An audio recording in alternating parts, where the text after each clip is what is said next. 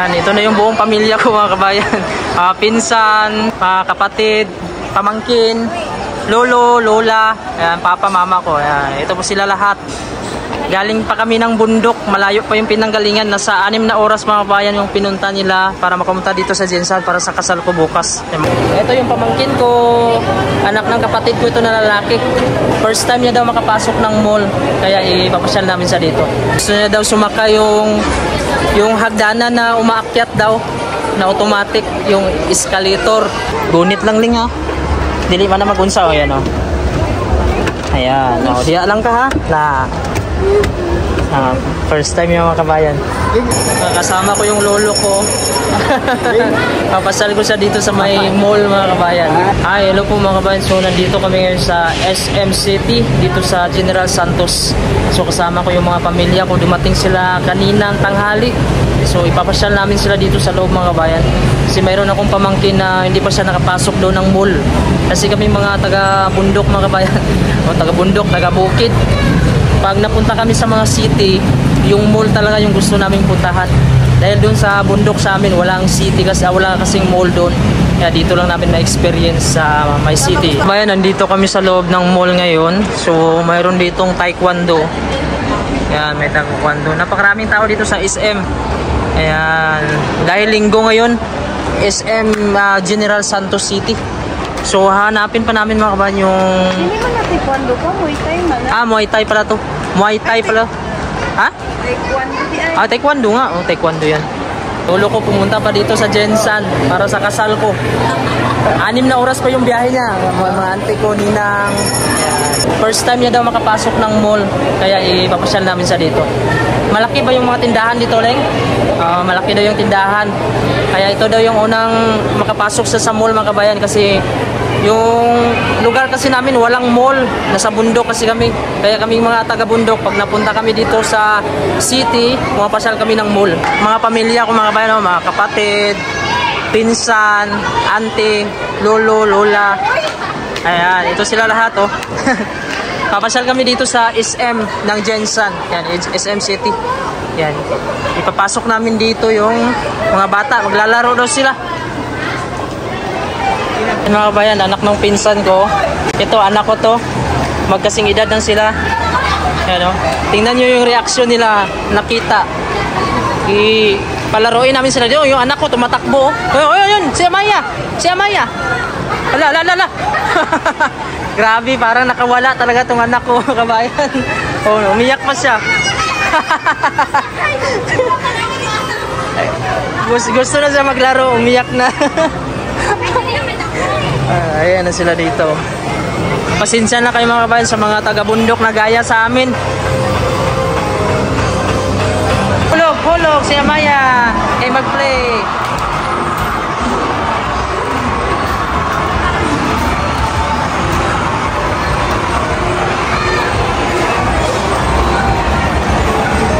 Yay! Tuwang-tuwa yung anak ko mga kabayan. Kasi palagi lang to sa loob ng bahay.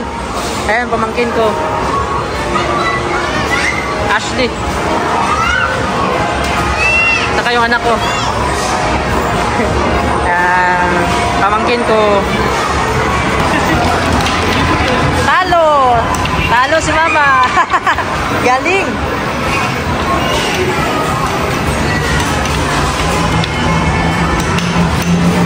Shoot jump.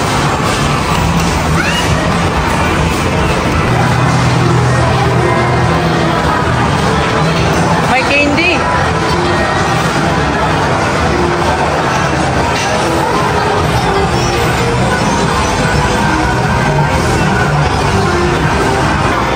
Halo Amaya. Di sini oh.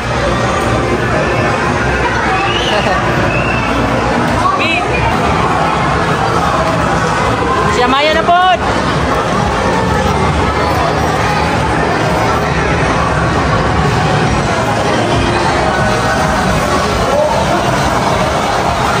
Wow.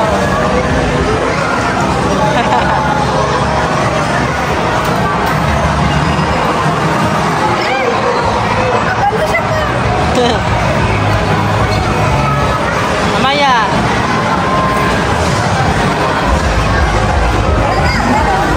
My candy? Yay! Yay! My candy! Nandito kami ngayon sa food court mga kabayan dahil ginutom yung mga kapamilya ko.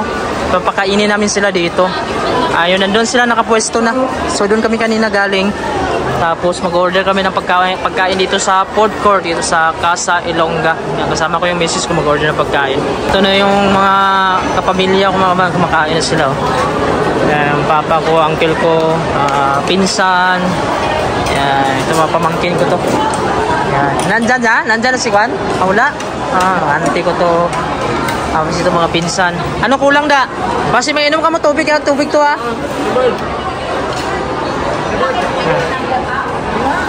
Mga kabayan, susubukan daw ng pamangkin kong sumakay dito sa escalator.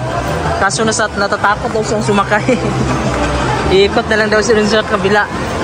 Kasama ko yung pamangkin ko mga kabayan. Gusto niya daw sumakay yung hagdanan na umaakyat daw na automatic, yung escalator. Kasi hindi pa daw siya nakasakay ng escalator. Ayan, sama ko. Papunta kami doon, no? Ayan, ito yung escalator mga kabayan, no? Yung hagdanan daw na umaakyat.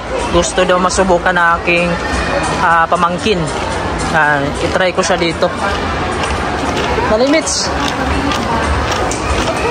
Ito yung escalator. Dati ganyan din ako dati mga kabayan. Namamangha ako kung ano yung escalator na yan. Parang natatakot akong makbang. Baka maipit ba. Ayan, so ayan, subukan niya. Gunit lang ling ha. Dili man na magunsa o yan o. Ayan, o, diya lang ka ha. First time yung mga kabayan. Mamaya pababa naman kami. Ayan lang siya o. Yan, first time daw ito. Kasi bihira lang mga kabayan yung ganitong mga mall sa lugar namin. Wala kasing mall doon sa amin. Diyan lang din, isa ka gamay ling. Isa, ana. Ana, na. Nabalo na ka? Balik na po taling. Nabalik na po ta. Pababa na po mga kabayan. Hawakan ko lang siya. Oh, ayan. Ganun lang. Ay, dira na ta. Andun yung mga kasama ko. Andun pala si balik kami. Ay, guniti. Yung lolo ko mga kabayan, no? Hindi kasi kami, yung pamilya kasi namin mga kabayan, talagang sa bundok lang talaga kami palagi. Wala kasing mga mall na malapit sa amin. Pabalik-balik tayo ling para ma-practice ling. Yan. Yan. Try mo ling. Hindi man ka madlock sa ling. Ha? O sige, kaptan ta ka. Dira lang ka pirmi magpatong ling oh. Anang dire. Di ba? Expert ka na. Sa sunod, ikaw na ang mag-shopping. Paglaki mo ling, pagkatapos mo ng school. Ayan, si Amaya, oh. Tingnan mo si Ate Mitch, oh. Sanay na sanay, oh. Di ba? Ayan, pamangkin ko din ito mga kabayan, pero nasanay ito sa mall. Ito kasi si Lingling, medyo malayo siya sa lugar namin. Kaya bihira lang namin siya masama. Ayan. So, ayan. Pag magkuhan ka ling, pag palagi ka nang nakapunta ng mall, masasanay ka na. Kahit pumikit ka lang. Yan. Hello mga kabayan. Ngayon hahanapin pa namin yung ibang mga kasama namin kasi yung iba hinatid na namin sa parking. Naligaw siguro yung iba namin kasama mga kabayan kasi hindi sila familiar dito sa mall ng Jensan, dito sa SM. Kaya hanapin muna namin sila kasi uuwi na yung iba. Kaganito kadami tao mga kabayan, lalo na kapag hindi mo kabisado yung isang lugar gaya nitong mall. Kagaya sa amin ng mga taga-probinsya, no? Hindi talaga maiwasan na maligaw. So hanapin namin yung iba pang kasama namin. Kasi yung iba gusto nang umuwi, nandun na sa sasakyan. Pero kulang pa sila mga kabayan dahil yung iba hindi namin makita. Wala kasi silang komunikasyon. Yung iba messenger, wala namang mga signal. Yung iba wala ding load. Kaya hanapin namin sila dito.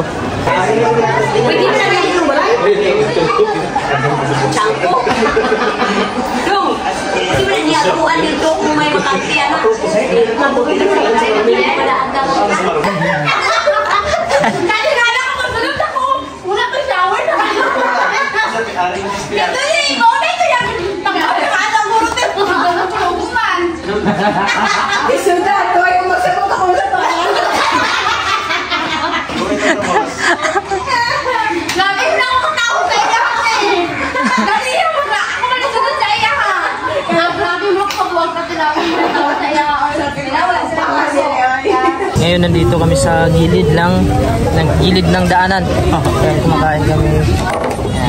Yung kinain namin itong pastel, yung tinatawag namin pastel. Yan. So balikwan lang ito mga kabayan. 10 pesos lang. 10 pesos yung isang serve ng kanin. So dalawang kanin 20. Tapos mayroon siyang talong. Ayan talong. Tapos may mga alamang siya kung gusto mo. Tuyo. Ayan, ito po siya. Ito po yung pastel. Mas maganda sana yung kuhan, yung dahon ng saging. Pero dito plastic. So mayroon pa siyang puso mga kabayan. No? Limited. Puso ng saging. Tapos may talong. Ayun na lang. Ayan mga kabayan, ito po yung aming ulam. Talong po doon na adobo. Tapos pastel ito. Yung chicken.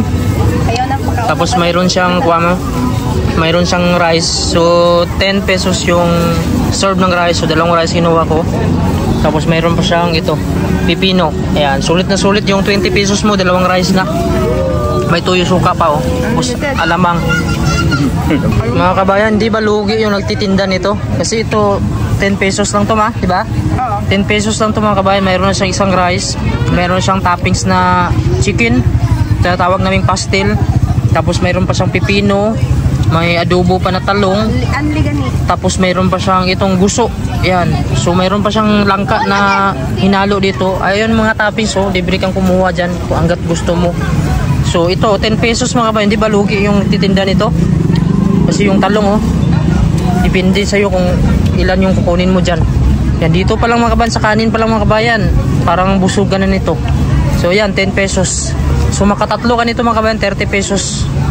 Anli ka na dito sa mga pipino, talong, mayroon pang alamang dito. May alamang sila, tapos may guso, may langka. Ayan. So katabi lang to ng eskwelahan, kasi eskwelahan yan dyan. So ito yung mga pagkainan dito. Ayan. Kanto Street lang muna tayo ngayon dito. Ayan. So solve mga kabayan, yung 20 pesos mo o malaki-laki kain mo, gutom ka, 30 pesos, solve na. O konti lang, 10 pesos, pwede na mga kabayan sa panahon ngayon. Ang babayaran namin dito, tinutan na yung bill nito. Busog na kami, tapos naka-soft drinks pa kami. Nasa 230 pesos lang. No? Ayan, mayroon pa kami soft drinks tag-isa. Tapos tatlong rice kami. Tapos mayroon pa dito mga pipino, alamang, may garlic sauce. Tapos may bihon, pansit, langka, tapos talong. Anli mga kabayan yung mga toppings. So 230 pesos lang yung binayaran namin lahat.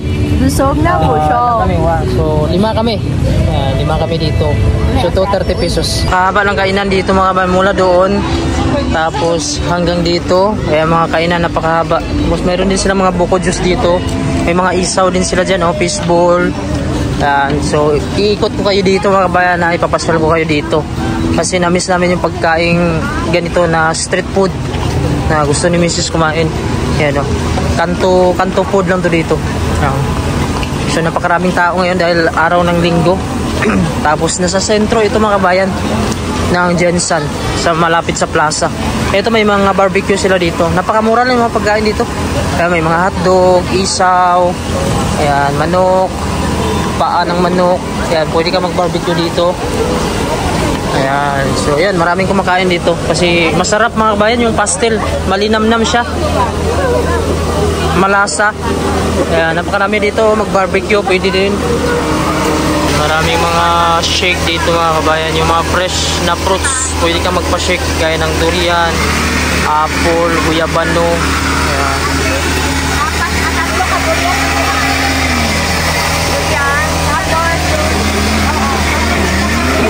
Ayan, fresh yung mga prutas dito.